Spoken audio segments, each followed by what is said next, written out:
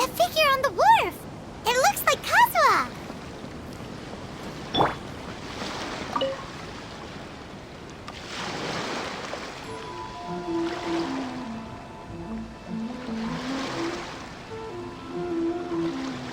Greetings, traveler in Paimon.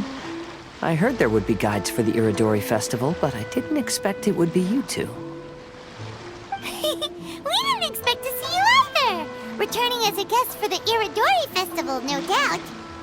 I was a little surprised myself when I received the invitation. But after wandering the outside world for so long, it's good to have an opportunity to return to my homeland and pay respects to my old friends. Kazuha, when we saw you in the distance just now, you seemed to be looking for something. What happened? Ah, yes. You see, when I came off the boat with everyone just now, I suddenly heard light footsteps around me. I could tell they were not footsteps of a regular passenger. But by the time I turned around, the person had already disappeared. I only heard a splash come from below the pier. Even though I didn't manage to catch a glimpse of them, I found this strange piece of paper by my feet. Oh, does the paper happen to have a poem written on it? Huh. How did you know?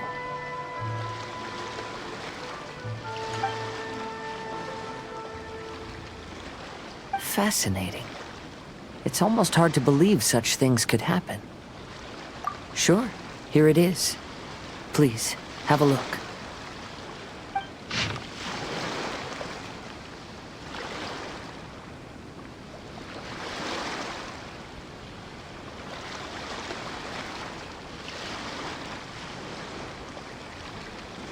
Last time, Aoi no Okina's poem ended with a reference to Akihito.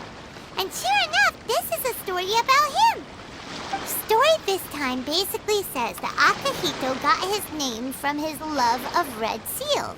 However, the Shogun discovered that he had committed plagiarism, and he was soon exiled. Well, if Paimon were to rate today's story, it sounds pretty unfortunate. I don't think there's anything particularly wrong with this story. I too was once wanted as a criminal by the Shogunate. So I'm not all that different from Akihito mentioned in this story. But according to the story, Akihito was exiled by the Shogun because of his wrongdoings. You did nothing wrong, Kazuha. Huh? Traveler, what are you thinking about? Ah, by the way, you mentioned that your friend has been struggling because he's unable to sign his name quickly, right? In Liyue and Inazuma, there is a saying, that which has been stamped has also been signed. Perhaps using a seal could be a feasible solution. While sailing at sea, I sometimes carve things to pass the time. If you wish to create a stamp for his seal, I might be able to help. Wow, that's an idea! Quick, let's go tell Albedo!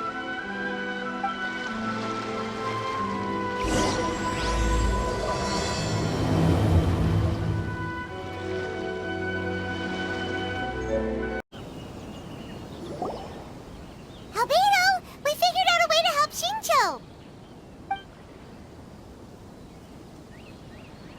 Interesting. A story of the 5 Kasen appears again, and with a timely solution. A stamped seal, huh? Let me think. Indeed, it is an efficient solution. If we use a stamp, then Xingqiu won't have to struggle with his handwriting anymore.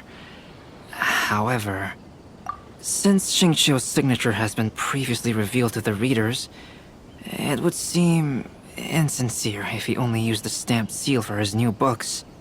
But I have another idea. Using a seal is a part of it, of course. Let's go to Ouya restaurant now to discuss my idea with everyone.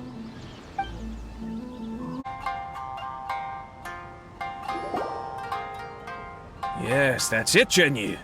Your writing has greatly improved today, which means yesterday's intensive training was effective. My apologies, but I simply can't do it anymore. My hands are so sore that I can't even move them anymore. I should have known better than to read novels during calligraphy class. You just had a 10-minute break. Come on, you can do this. When it comes to pushing a deadline, there's no one more brutal than Mr. Hirayama. No wonder Lady Ai would always send the editorial director to handle troublesome authors. Whoa, this is getting scary. It hasn't even been that long and Shincho's already zombified. Mr. Hirayama, we found a solution that might just solve our dilemma. In both Liyue and Inazuma, seals are widely used as the equivalents of a signature. If we use a stamp to leave the author's seal on the books, then we could make the signature process a lot easier. Of course, a seal on its own is not enough. So, I propose that each signature consists of 2 parts. First, we'll use a personalized seal. We can simply carve one using Chenyu's signature as the design. In addition, I'll also design a simple but elegant pattern that's easy for Chenyu to write. That way, he will only need to draw a simple pattern on each book. Let me think. All right, I think that would work. Not only does it still involve the author's own handwriting, but the result should be very beautiful as well. So, what you mean to say is, I've been saved from this predicament? Mr. Hirayama, it suddenly occurred to me that the reason we gave up on live book signings previously was because it would take too long for the author to sign each book. But if we adopted Calx's proposed method, we might have enough time to do signatures at the live event. And if all the authors signed their books in the same fashion, then Genyu's signature wouldn't look out of place. If you think it's feasible, I would certainly be happy to design signatures for the other authors as well. Yes, and you may leave carving the stamps to me. In that case, I shall contact the other 2 authors participating in the new release event. It is a great honor to use a signature designed by Calx. My pen name is quite complicated and isn't suitable for signing events. However, if we implement this new format, then it'll be a dream come true for me as well. Great! Looks like everyone's on board with the idea. I'm sorry to have kept you busy for so long, Genyu. Please, take the next few days to have a good rest. We'll handle everything from here. The books that Genyu already signed can be used as special prizes in future events held by the Ai Publishing House. We did it! The event is saved! Thanks to everyone's efforts, Onodera and I are finally free of that mess. That's right! You're finally free, Shincho! Maybe you should step outside for some fresh air. We still have some time to burn. Where should we go next?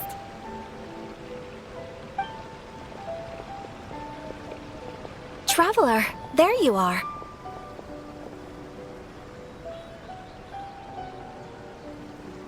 Oh, it's Ayaka! And Venti! That's an interesting combo. I was just going to the festival venue to prepare the Ikebana lesson when I found a strange piece of paper on a flower stand. This bard just happened to be close by at the time. He informed me that you've also found similar papers recently. As such, we came together to find you two. But the paper she found isn't quite the same as the ones we found before. Here's the paper. Please have a look.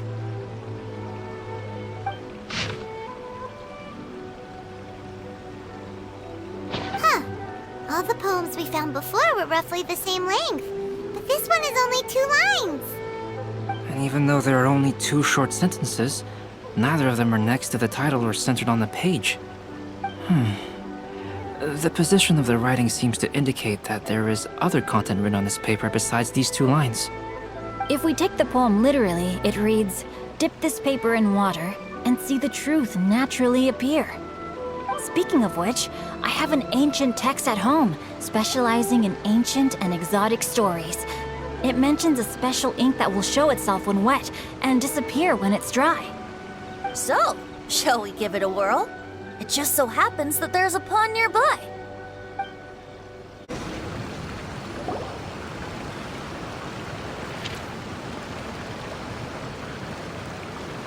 Wow, look! It's really Let Paimon see what it says.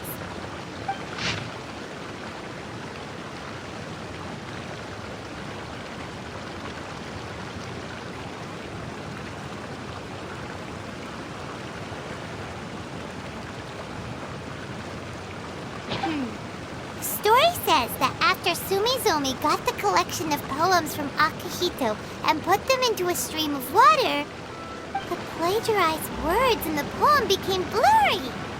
Huh? Why would that happen? You see, Paimon, in the past, when printing was not yet well developed, handwritten text could easily become smudged in books when exposed to moisture. To ensure the text lasted longer, they'd either write using a special ink or coat the paper's surface with a waterproof coating once the writing was finished. Such special inks are time-consuming and laborious to produce, and the waterproof coating could also prove just as difficult. However, since Akihito's poetry collection was an important gift to be presented to the shogun, surely one of those two methods was used to protect it. But as for the plagiarized poems, not only would they lack Akihito's seal, but the words would also react differently when exposed to liquid. Which means Akihito didn't plagiarize his work. He was set up! Yes, it appears that this is the truth that Sumizome's story is trying to convey. Although the story is saddening, I've decided on the subjects to use for Akihito and Sumizome's portraits. Kazuha, Ayaka, would you be willing to be the models for my paintings? I would be delighted. Yes, as would I. There you go. The next two portraits should be ready in no time. Yes. And now that all 4 stories have all been collected, the story of the 5 Kasen is now fully completed.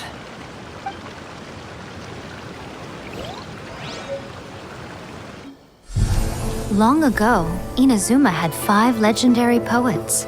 People bestowed upon them the title of the 5 Kasen. One year, the poet Suiko made his way to Tenshukaku and presented the Kasen's work for the shogun's perusal. But a page from the works of Aoi no Okina had been torn out, and Suiko was questioned regarding the matter. Suiko pleaded guilty. He admitted to drinking at the tavern the night before, and vaguely recalled a mysterious figure approaching while he was intoxicated. That figure was none other than Aoi no Okina himself. This turn of events had begun with an unnamed individual, under whose coercion, Aoi no Okina was forced to take drastic measures to retrieve a page of poetry. He knew nothing of this individual's true intentions. All he knew was that the poem had to do with an old acquaintance, Akihito. Akihito had once belonged to the 5 Kasen. Each poem he composed, he marked with a scarlet red seal, hence the Aka in his name. Such a distinguished writer was he, and yet one of the poems he had submitted the previous year was found to be plagiarized. Akihito was exiled for his crimes, and only 4 of the 5 Kasen remained. Sumizome went over Akihito's poems and noticed that the plagiarized poem lacked his seal. She immersed his poetry in a stream nearby, and only on the plagiarized poem did the ink run. Aoi no Okina passed by and witnessed Sumizome's doing, which he then recorded in a poem. Thus transpired the events of Suiko's poetry submission, and this is where the story comes to an end. My poem.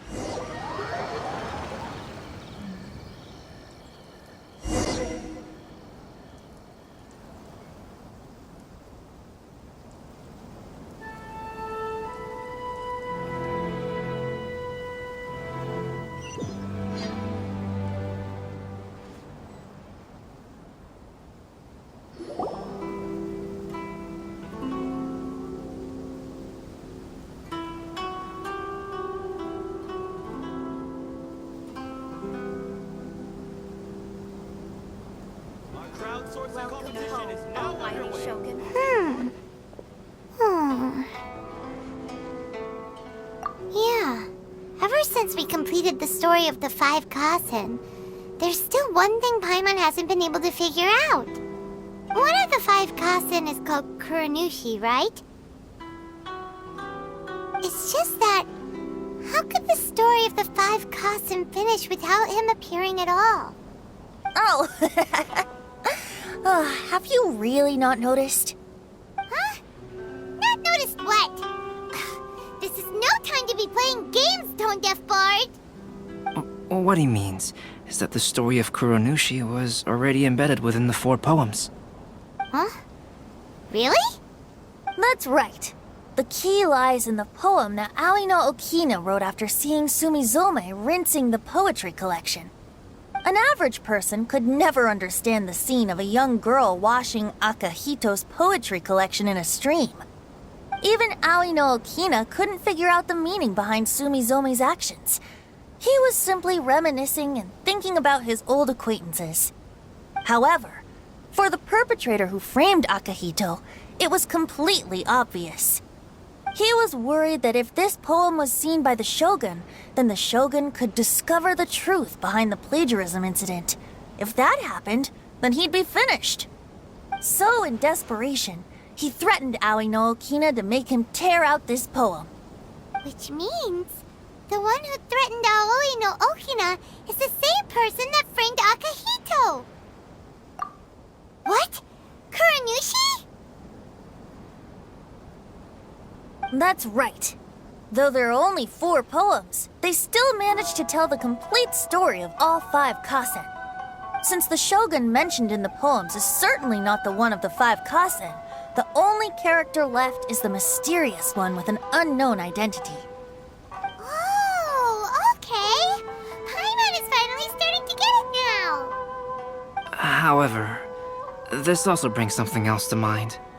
The story of the 5 Kasen has more or less reflected everything that's been happening around us lately. Which begs the question, is there a Kuranushi in our world as well? A Kuranushi? In our world? Speaking of which, I wonder if our dear Kazuha has come up with anything. Oh, right! Kazuha! He's been pretty quiet this whole time. Let's ask him!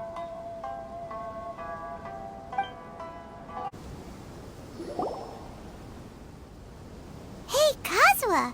Are you okay? You've been standing in front of this blank canvas for a while, and you don't look so good. Apologies for making a wild assumption, but has the story of the 5 Kasen reminded you of anything? Yes. A few things did come to mind, actually.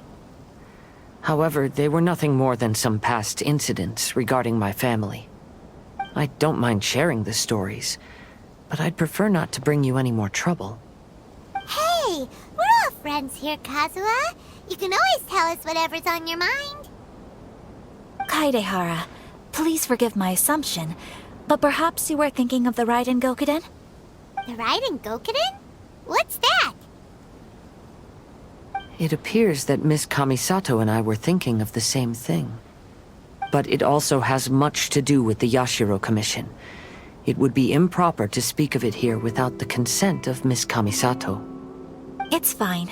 Those of us here are all trustworthy, so there isn't any harm in it. However, this matter is somewhat complicated and may be difficult to explain. Let me start with the Raiden Gokuden. As you all know, the Yashiro Commission's primary purpose is managing ceremonial and cultural affairs, and Inazuma's art of forging swords is a very important part of our culture. The Raiden Gokuden were once the top 5 schools of the forging art in Inazuma. Although these families were swordsmiths by craft, they also held many important positions in the Yashiro Commission. Unfortunately, of the 5, only the Aminoma art still maintains its artisan lineage. The descendants of the Ishin art are also still alive, but the craft has been lost to time. The descendants of the Ishin art are none other than the Kaidehara family. Whoa! We knew Kazuha came from a noble family, but we had no idea about his connection to the Yashiro Commission and sword making. Yes, but that's all part of the past now. the Ishin art was lost with my great-grandfather's generation. My grandfather was dissatisfied with my great-grandfather's lack of effort. When he was young, my grandfather traveled all over Tevat to find a way to revive the family business. But it was to no avail. And in my generation, our last remaining family property was lost as well. I heard my elder brother mention that the decline of the Raiden Gokuden happened very rapidly. In the span of a few decades, 3 of the families suffered various misfortunes and disappeared completely. Later, there was speculation that all of these misfortunes stemmed from some background machinations, meaning that someone wanted to wipe out the Raiden Gokuden.